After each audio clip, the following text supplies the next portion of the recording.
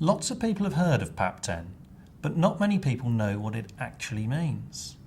PAP10 is the Pulheim's Administrative Pamphlet 2010, which is the Army's present medical policy.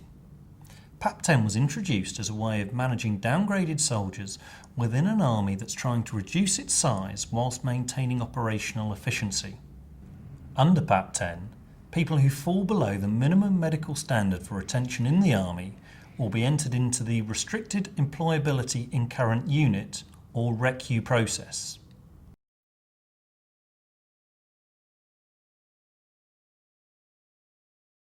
The minimum medical standard for retention is usually P3 Medically Limited Deployable, or MLD. That means anybody graded P7 MND, and most of those graded P7 MLD are at risk of being entered into the RECU process. The first stage of the process will be for your commanding officer to consider whether or not suitable employment can be found within your present unit. If it can, he will make an application to the Army Personnel Centre in Glasgow for your retention.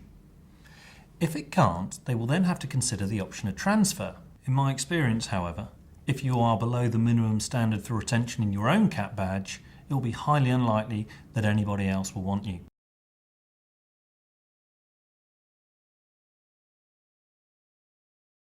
If you are offered the option of transferring and you turn it down, then you will be administratively discharged on the basis that your services are no longer required. However, as is much more common, transfer isn't offered, then they will discharge you on medical grounds. Initially, there was a reluctance on the part of many commanding officers to instigate the RECU process.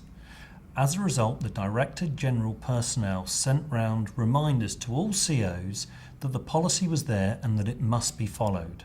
Further guidance has been sent round by DG Personnel instructing commanding officers to focus on those who are downgraded for cold injury or hearing loss. That means if you are permanently downgraded for either of these conditions, the RECU process is a real risk to you.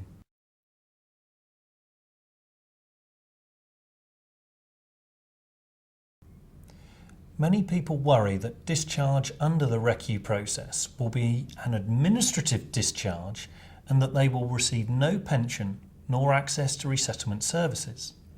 Whilst if you turn down the option of transfer, that is almost certainly true. In my experience, almost everybody discharged under the process will be discharged on medical grounds. That means they will qualify not only for a medical pension, but also access to full resettlement services. The amount of your pension will be dictated by a combination of the severity of your injury and the pension scheme you are under.